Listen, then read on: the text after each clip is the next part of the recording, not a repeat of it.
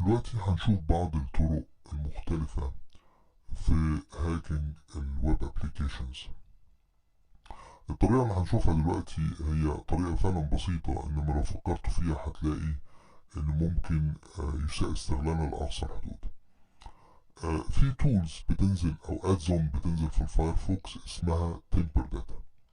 تمبر داتا عبارة عن ادزون او برنامج بينزل في الفايرفوكس، والبرنامج ده بيعترض الترافيك قبل ما يخرج من الكمبيوتر بتاعك ويسمح لك ان انت تعدل فيه. لكن طبعا عشان استخدمه لازم الاول اعمل له داونلود، اعمل له انستليشن.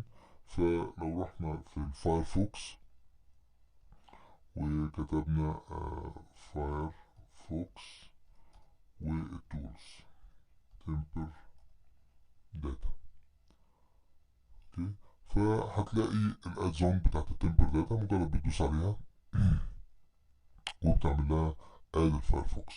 بعد ما تنزل بتلاقيها بقت موجودة في قائمة تولز، آخر اوبشن فيها تمبر داتا. طيب خلينا نعرف تمبر داتا دي بتعمل ايه. نفترض ان انا عايز اروح لويب سايت معين، فبكتب السايت www.msn.com، وقبل ما ادوس على انتر اروح رايح فاتح القائمة طبعا بتظهر عن طريق الت، تدوس على الت في الكيبورد تظهر القائمة وادوس على تمبر داتا. تمبر داتا معناها اي حاجة طالعة من الجهاز دلوقتي اعترضها واسمح لي ان انا اعدل فيها.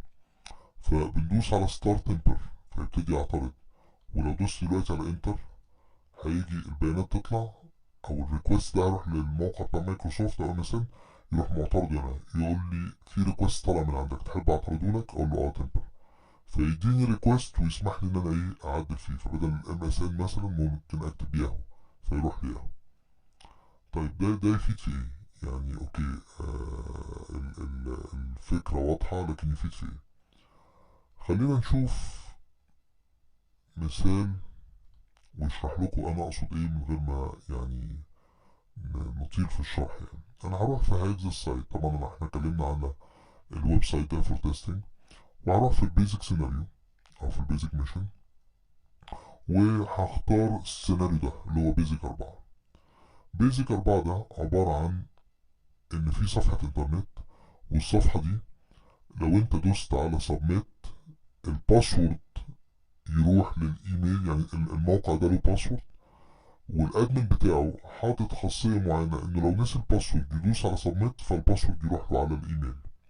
اوكي، طيب يحصل ايه لو انا مش الادمن بتاع الصفحة، ففتحت الصفحة وشفت الموضوع ده فقلت له طيب سبميت، وبعدين والترافيك طالع، المفروض الترافيك او الباسورد ده هيروح لمين؟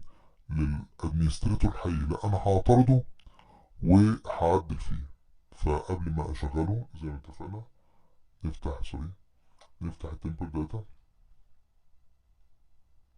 اهو، هنفتح عن طريق الالت ونجيب التولز واختار منها تمبر داتا وادوس على ستارت تمبر، وبعدين نروح في الصفحة وادوس على سبميت او سند باسورد تو سيف.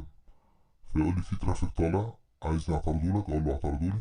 ابص الاقي جاب لي الايميل بتاع سام بس هم بيكتبوها برسنتج 40%، فممكن اروح حاطط مثلا الايميل بتاعي زي مثلا عاطف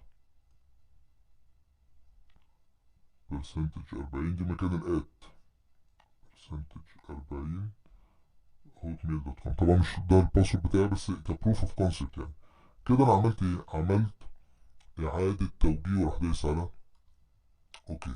فكده الايميل يروح، لو ده ايميلي يروح لايميل الشخصي، وهنا يقول لي ان انت فعلا بعت الميل يعني تيستنج الاختبار.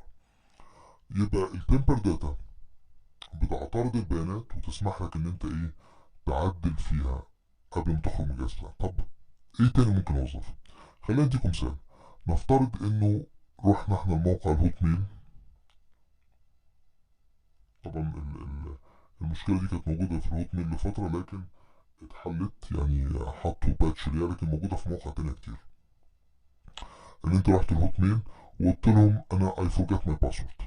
اوكي I can't access my account I forgot my password. تمام.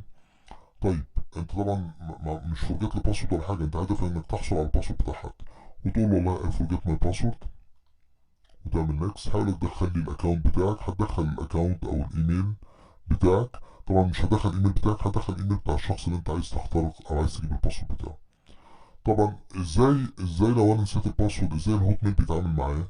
بيبعت لي رابط عشان اعمل ريسيت للباسورد، وبيبعتولي على ميلي البديل، الميل اللي انا حاطه عندي في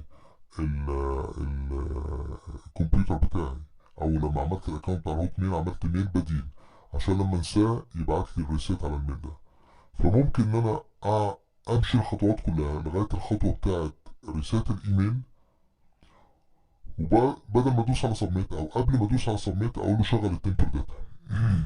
فيجي ادوس على التمبر داتا، يجي يبعت الرابط اللي بيسمح لي ان انا اغير الباسورد على الايميل الشخص الحقيقي، اروح انا معترضه ومحول الايميل ده عليا.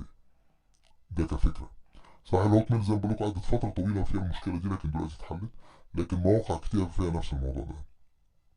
نفترض ان احنا بنشتري حاجه اونلاين، واشتريت واخترت سعرها مثلا سي $100، ممكن حد يروح يختار السلعة، وبعد ما تتحسب $100 يروح دايس على تمبر داتا، فالبيانات تعترض وهي خارجة، وراح مغير السلعة بدل $100 خليها $، وهكذا. فمسألة اعتراض الترافيك والتعديل فيه دي عملية في منتهى الخطورة، وبتعتمد على ايه اللي بيتم عندك على الكمبيوتر وايه اللي بيتم على الباك اند سيرفر، يعني على السيرفر عندهم. لكن شيء فعال جدا جدا وله سيناريوهات كتيرة جدا. فتمبر داتا من التولز القوية جدا اللي بتعترض الترافيك وهي خارجة، وتسمح لك ان انت تعدل فيه.